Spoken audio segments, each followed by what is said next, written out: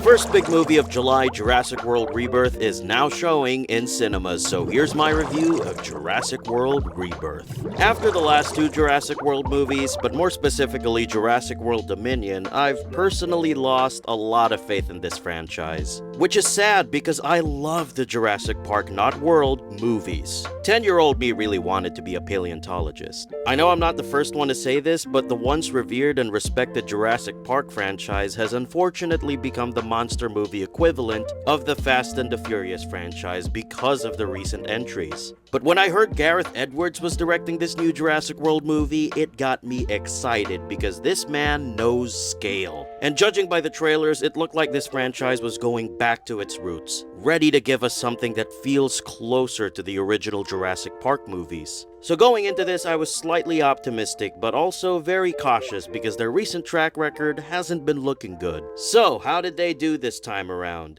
Jurassic World Rebirth is essentially divided into two plot lines. Plot A revolves around Zora Bennett, played by Scarlett Johansson, leading a group of mercenaries to capture 3 different dinosaur blood samples for a shady pharmaceutical company that wants to use dino blood to make medicine. While Plot B sees a family who goes sailing for summer vacation, but unfortunately find themselves stuck and stranded in an island full of rejected failed mutant dinosaur experiments from Jurassic Park. These two plot lines somehow collide, and thus we have this movie. Right off the bat, I think the best thing this movie does is successfully return back to form and give us some genuinely really good dinosaur sequences. The dinosaurs in this movie felt like actual dangerous animals again. They're not these dog-like creatures that can be trained to be your pal by raising your hand in front of them. They're prehistoric beasts out to eat you, and that was so refreshing. There were a couple of standout sequences in this movie that were genuinely intense and had the entire theater shrieking along with the characters. And I unexpectedly found myself invested, a feeling that I haven't felt with these movies in a long time. My personal favorite sequence would have to be the T-Rex river raft scene,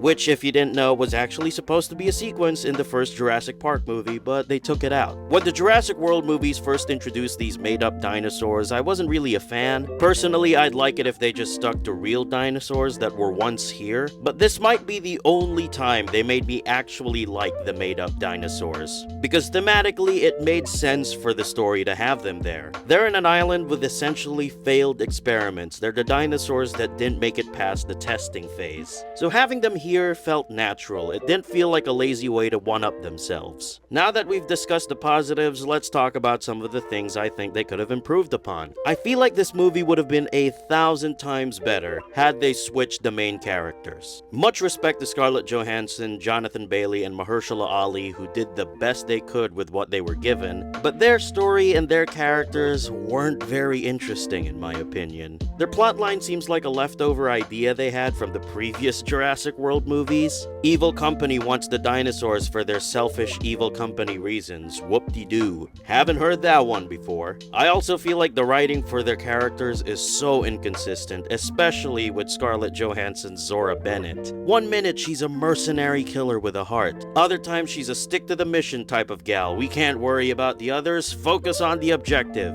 But in the same movie, however, we have this innocent family that get mixed up in all this chaos. And I feel like they should have been the main characters. Cause A, they're much more interesting, and B, imagine if this movie was from their perspective. This family, these regular people that find themselves stranded on an island with rejected mutant dinosaur hybrids from Jurassic Park. No special training, just a regular family supposedly on vacation who wounded up on possibly the worst place on Earth. And now they have to survive with absolutely nothing but with whatever's left on the island. I think it would have made a really good premise for a straight-up dinosaur survival movie. The family in this movie had the best scenes in my opinion. They had the best dinosaur scenes in this movie. So I personally think if the movie had started with them as the main characters, it would have been a way better movie. And it also would have made the first act bearable, because in my opinion, the first act of this movie was really slow-paced. And it was mostly set up for the dino blood plot that I didn't really care about. Another thing I'd like to point out is this movie's misuse of the Jurassic Park theme. Usually when you hear that theme swell up, you're visually treated with stunning shots of the island or majestic shots of dinosaurs in all their magnificent glory.